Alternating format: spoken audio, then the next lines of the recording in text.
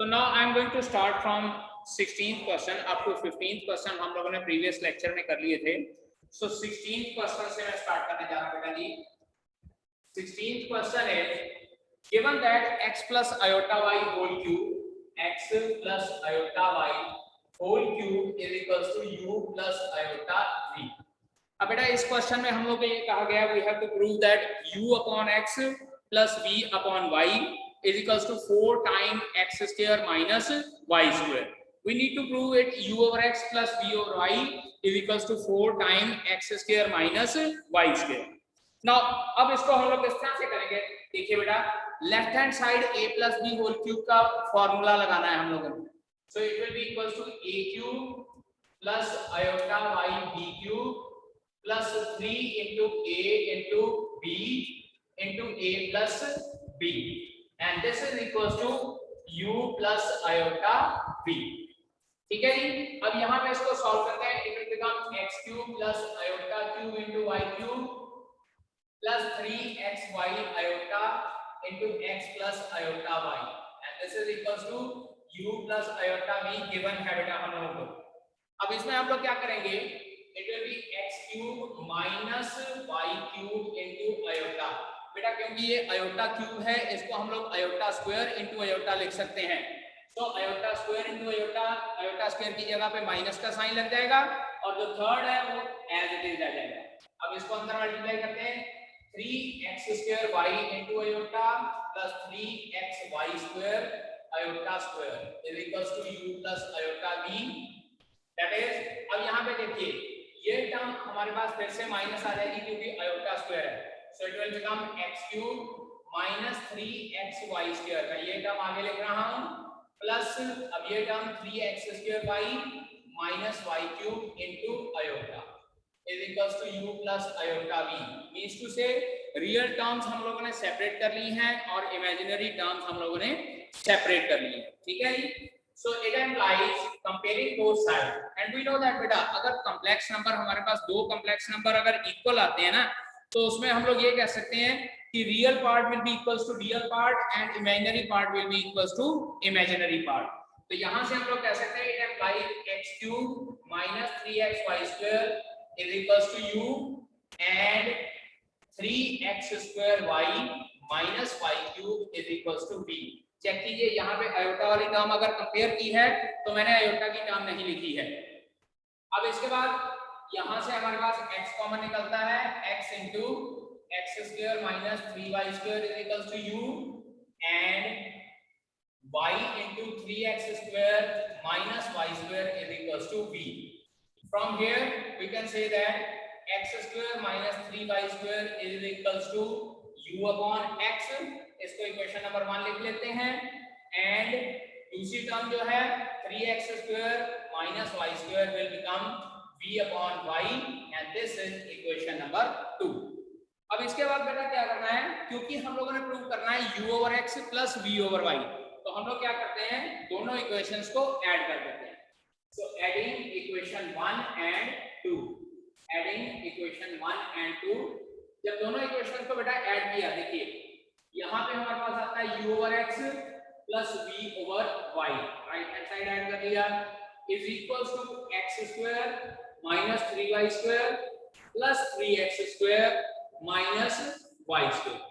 So this term will become equals to u upon x plus v upon y is equals to x square plus 3x square 4x square minus 4y square।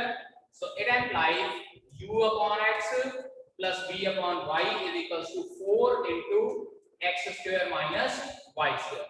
और बेटा यही चीज हमने इस question में prove करनी है। ठीक है। इन 17th question we are given that alpha and beta are different complex numbers with beta mod is equals to 1। बेटा जी अल्फा और बीटा दो कॉम्प्लेक्स नंबर हैं जिसमें बीटा मॉड की वैल्यू हम लोगों को 1 गिवन है and we need to prove find out the value of beta mod beta minus alpha over 1 minus alpha conjugate into beta modulus. इसकी वैल्यू बेटा हम लोगों ने फाइंड आउट करनी है। Modulus of beta minus alpha over 1 minus alpha conjugate into beta, it's value we need to find out. अब देखो यहाँ पे एक कांसेप्ट हम लोगों ने यूज करना है, सॉल्यूशन लिख लेते हैं हम लोग। we know that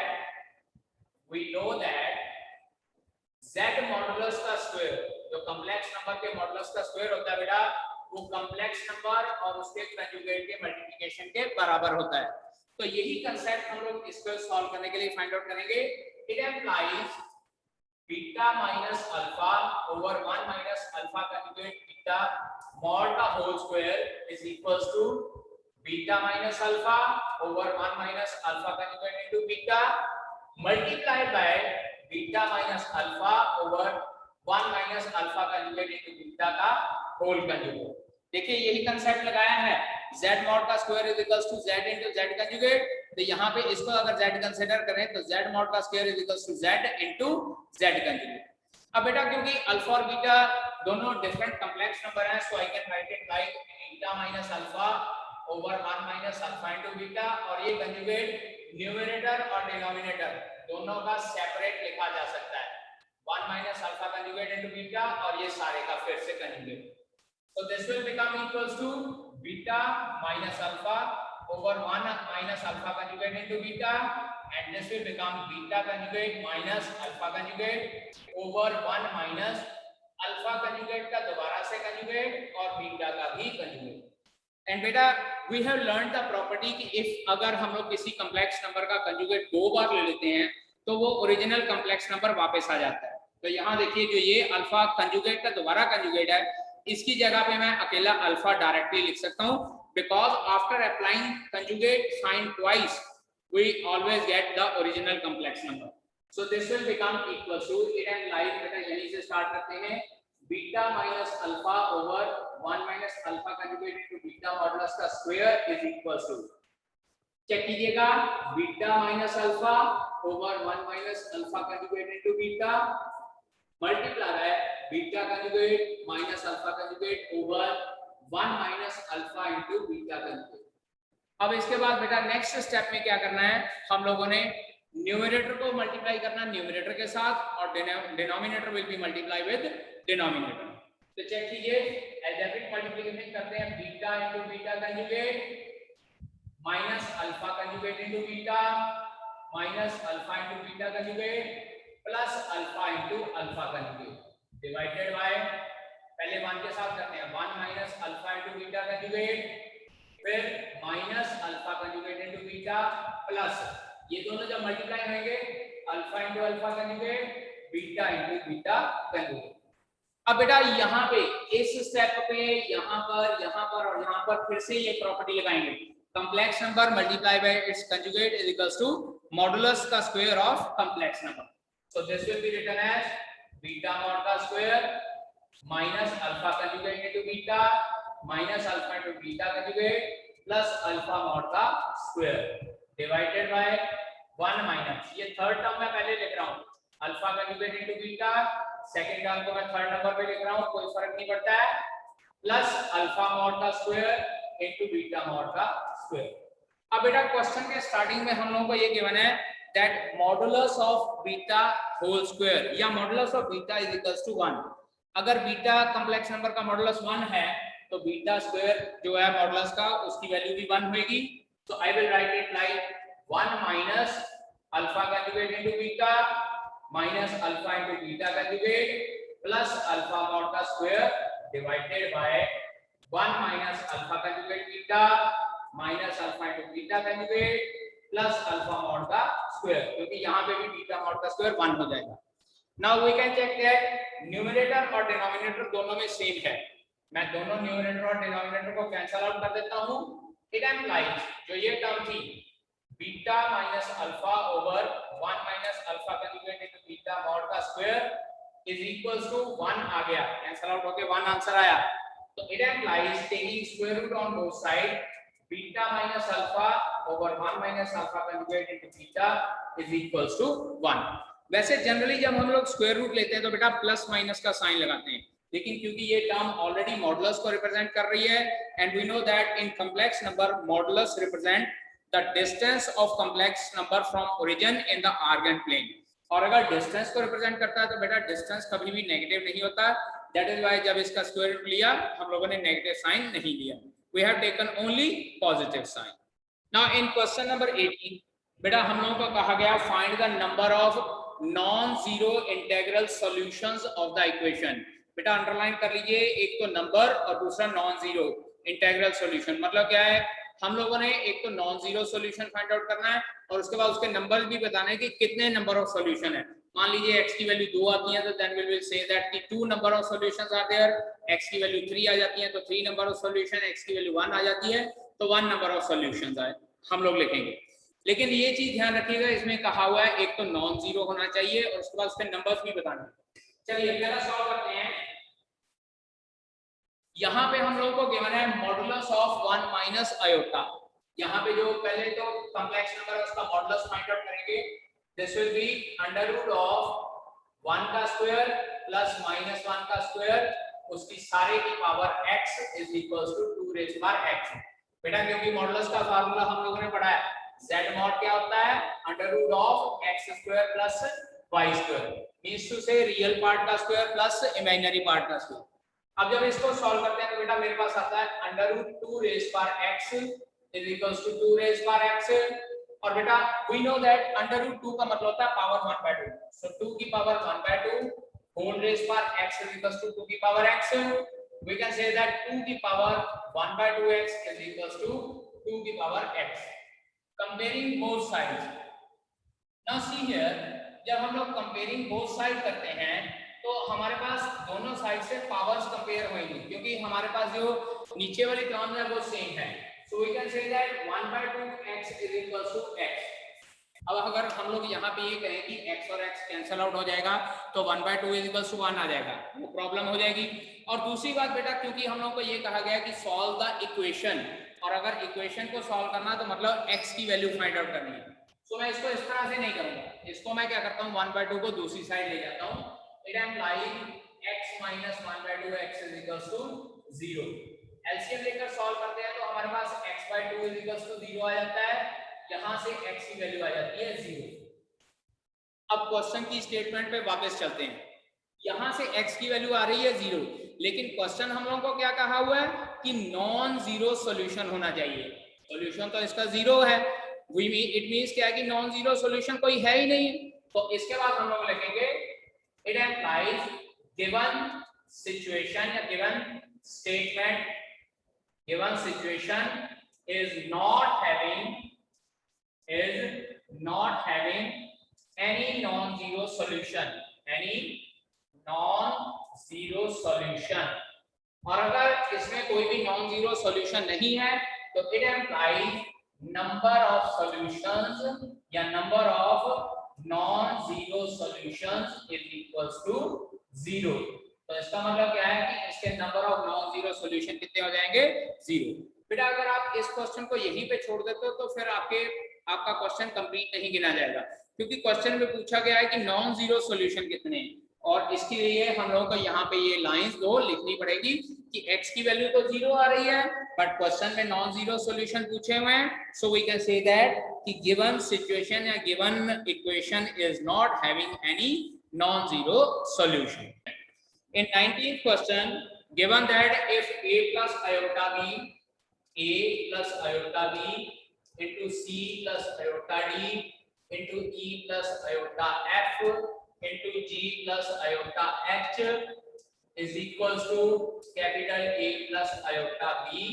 इसको इक्वेशन नंबर 1 लिख लेते हैं।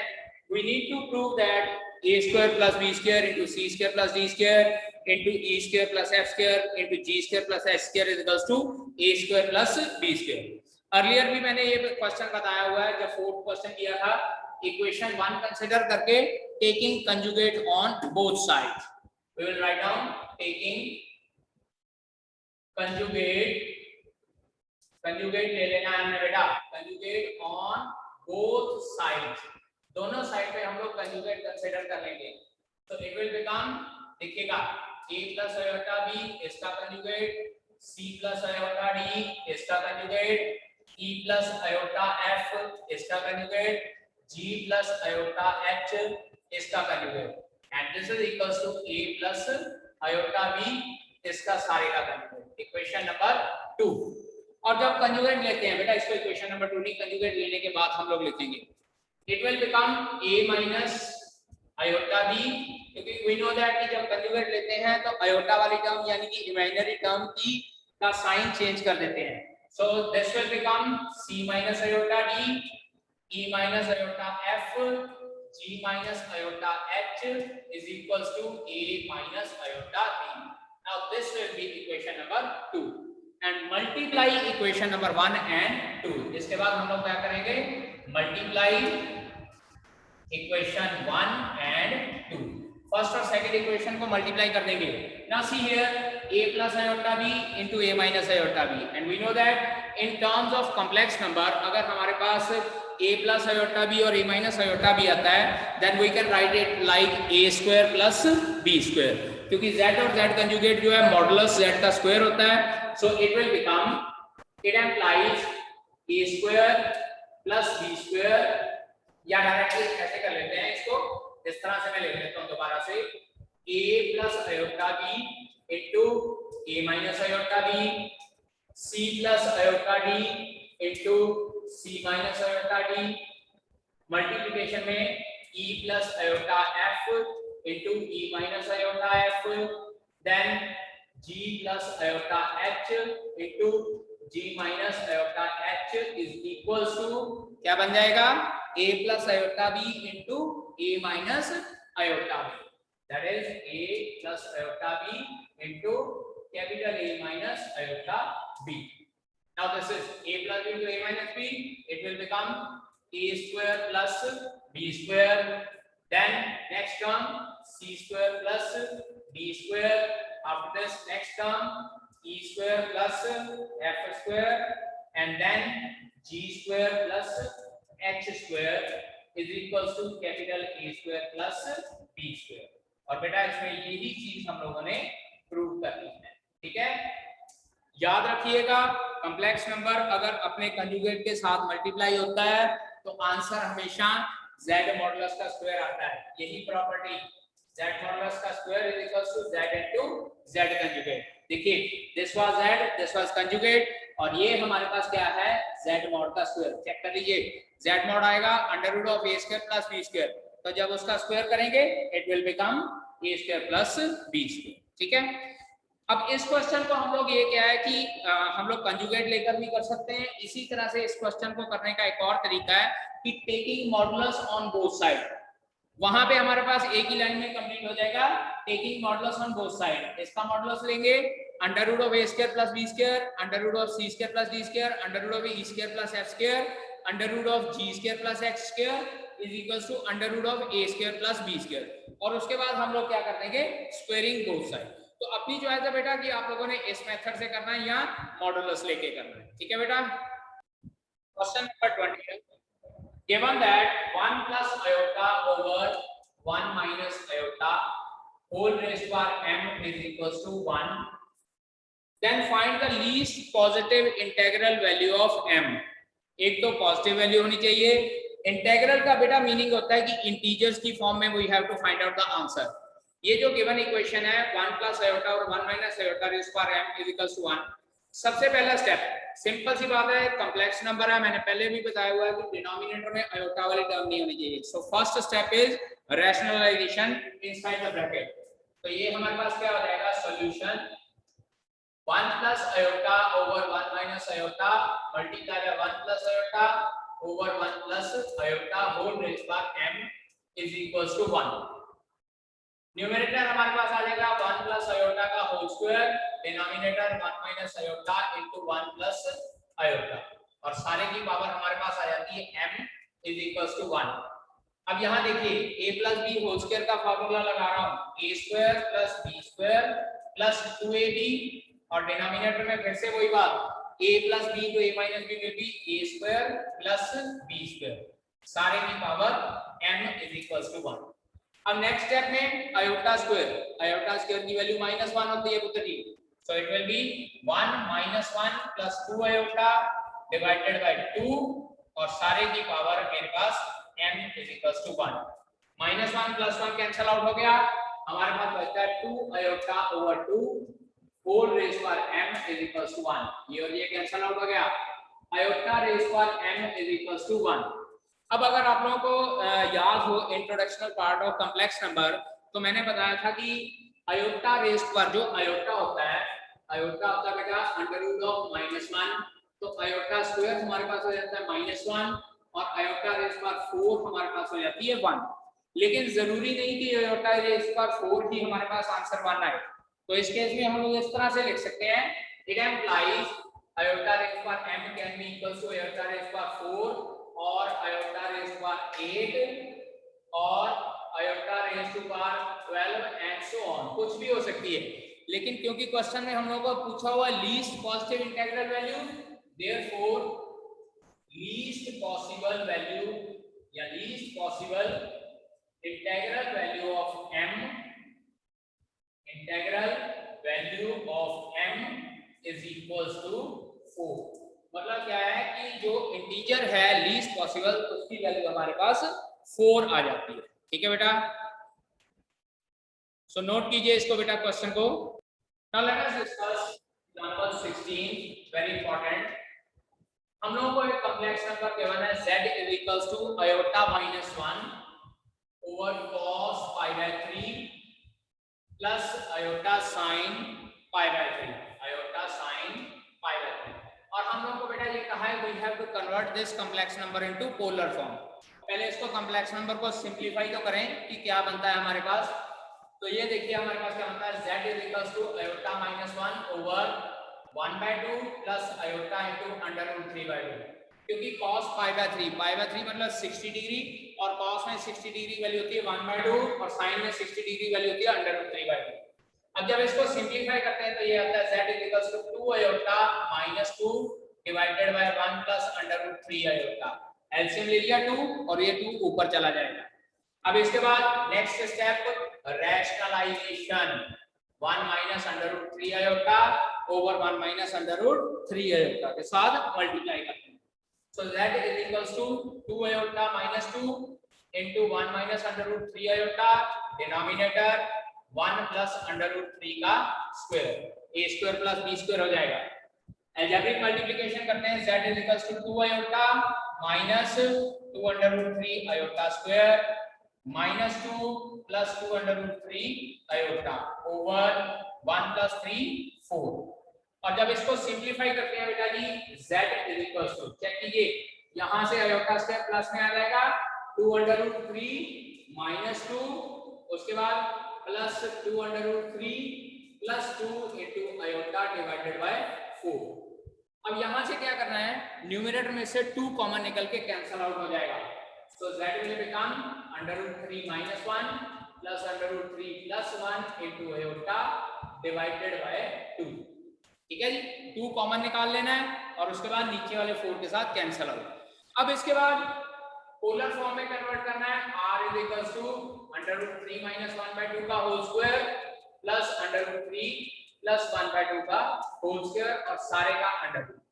और जब इसको सॉल्व करते हैं बेटा a minus B whole square a plus B whole square दोनों को ऐड करते हैं तो बेटा हमारे पास ये सारा सॉल्व करने के बाद अंडर रूट 2 बचता है। चेक कर लीजिएगा एग्जांपल में सॉल्व करके दिया हुआ है, ये इस तरह से हमारे पास अंडर रूट 2 आता है। ठीक है, अब इसके बाद बात करते हैं, पहले तो हम लोगों ने थीटा फाइंड आउट करना है आर्गुमेंट, उसके लिए देखिए क्या कर रहा है, tangent alpha is equals to modulus y over x, यानी कि under root 3 plus 1 over 2 over under root 3 minus 1 over 2 modulus, ये 2 और 2 कैंसिल आउट हो जाएगा, under root 3 plus 1 over under root 3 minus 1। Modulus का साइन हटा दिया क्योंकि ये टर्म मेरे पास पॉजिटिव ही है। ठीक है, अब इसके बाद tangent alpha is equals to, next step में देखिए अंडर रूट 3 से डिवाइड करना है न्यूमरेटर और डिनोमिनेटर को, ये बच जाएगा मेरे पास इस तरह से 1 plus 1/√3 over 1 minus 1/√3 and this can be written as 1 plus tangent 30 degree over 1 minus tangent 30 degree। ठीक है जी, क्योंकि ये वैल्यू हमारे पास 1/√3 टेंजेंट में 30 डिग्री की होती है। अब इसके बाद अगर आप लोगों को ट्रिग्नोमेट्री का फॉर्मूला याद हो तो ट्रिग्नोमेट्री का फॉर्मूला हमारे पास होता है 1 plus tan थीटा, यहाँ लिखेंगे we know that 1 plus tan theta over 1 minus tan theta, बेटा ये फॉर्मूला होता है टेंजेंट ऑफ π/4 प्लस थीटा का। तो उस हिसाब से टेंजेंट अल्फा की वैल्यू क्या आ जाएगी, tangent alpha is equals to, इसकी जगह पे ये फॉर्मूला लगाएंगे, that is tangent of pi by 4 plus pi by 6। इस चीज की एक्सप्लेनेशन बेटा आपकी बुक में नहीं दी हुई है, that's why I am doing this question here. तो ये हमारे पास tangent pi by 4 plus pi by 6 आ जाएगा इस फॉर्मूले के हिसाब से, that is tangent 5 pi by 12। यहां से कंपेयरिंग करते हैं, अल्फा की वैल्यू आ जाती है 5 पाई बाय 12। अब इसके बाद देखते हैं कि कॉम्प्लेक्स नंबर लाई कहां पे कर रहा है। देखिए ये जो है y वाली टर्म पॉजिटिव है और x वाली टर्म भी पॉजिटिव है, क्योंकि √3 - 1 हमेशा पॉजिटिव रहता है। तो इसका मतलब x वाली टर्म भी पॉजिटिव है, y वाली टर्म भी पॉजिटिव है। So it means the complex number lies in first quadrant, because complex number lies in first quadrant, it implies theta is equals to alpha, which is equals to 5 pi by 12. So therefore polar form, complex number की polar form क्या हो जाएगी पुत्र जी, polar form is equals to r cos theta plus iota sin theta। r की value हम लोगों ने find out की हुई है √2, so this is equals to √2 into cos 5 pi by 12 plus iota sin 5 pi by 12, and that is the answer for this question. Understand? अब आपका complex number का जो चैप्टर है that concludes the chapter complex number. So next lecture में हम लोग नया chapter start करेंगे, that is sequence and series.